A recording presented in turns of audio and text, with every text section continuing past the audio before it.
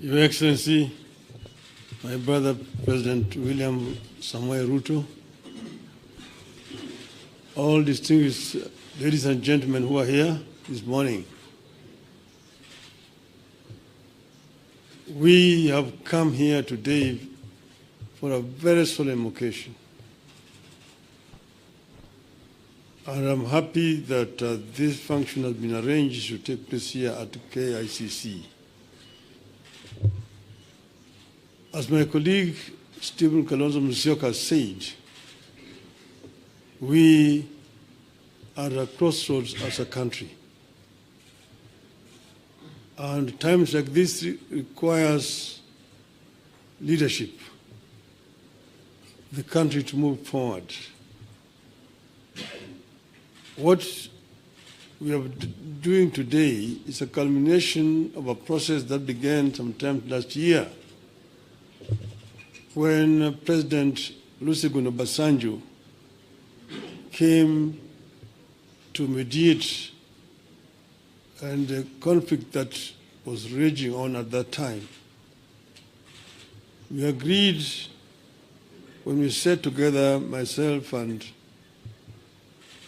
Brother William Ruto, that we would follow the route of dialogue. And that is the reason why NADCO was set up. NADCO then proceeded to dialogue and ended up with a very voluminous report which has contained some very fundamental recommendations.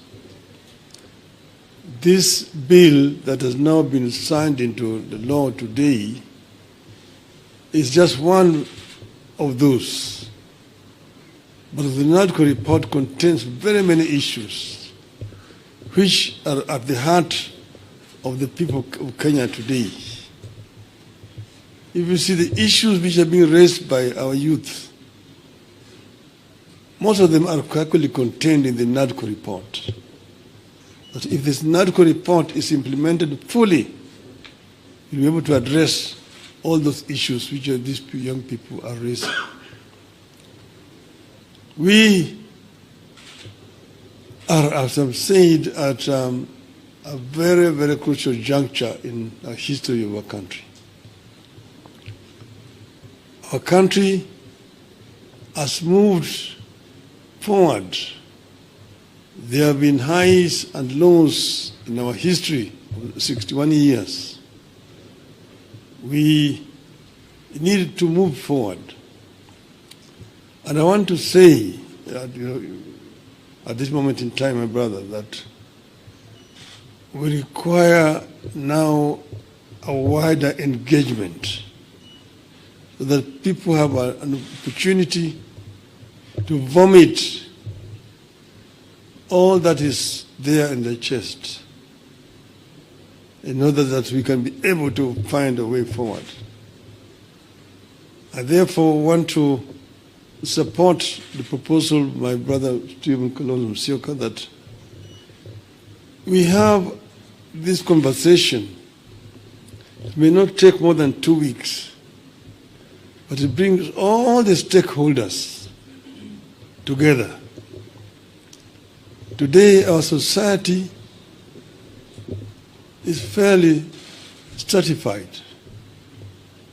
Nearly 70% of our population is below the age of 35, the youth.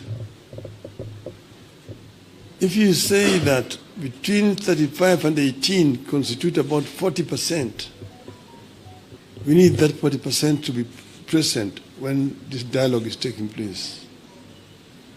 And then the rest can fill the rest. And then we just talk about the Kenya we want. The Kenya we want convention. Out of that will come out recommendations that will help us to resolve this issue once and for all. That will be my proposal, Your Excellency. I think that Kenya deserves better.